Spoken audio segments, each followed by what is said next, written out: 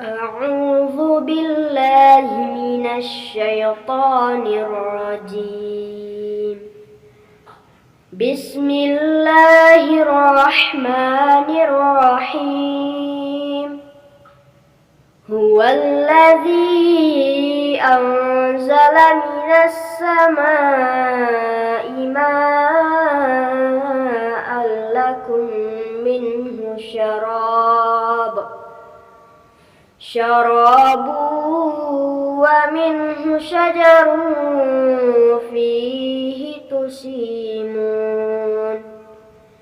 ينبت لكم به الزرع والزيتون والنخيل والأعناب ومن كل الثمرات إن في ذلك لآية لقوم يتفكرون.